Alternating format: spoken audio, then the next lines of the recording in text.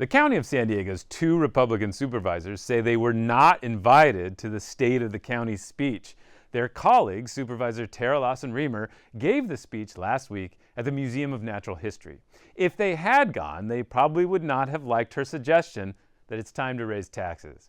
The county is facing a nearly $140 million deficit. To address it, Lawson-Remer first wants to loosen the county's reserve policy and use some of it for future needs. We have more than $100 million in excess reserves, just sitting in account, above what's recommended by best fiscal practices.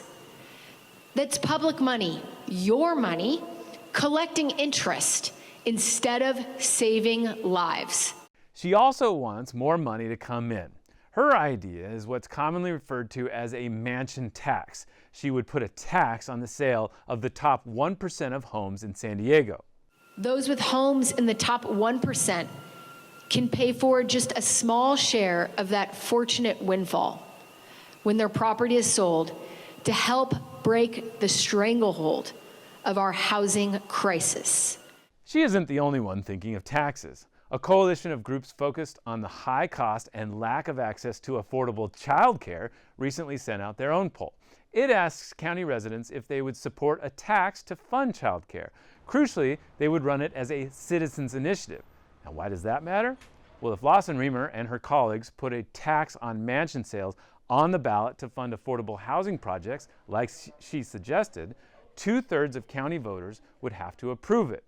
But if the coalition of childcare advocates put a citizens' initiative up on their own, asking for a parcel tax, a flat fee on every property in the county, they could pass it with just a simple majority of voters.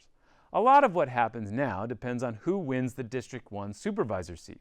The county has 2 Democrats and 2 Republicans on the Board of Supervisors.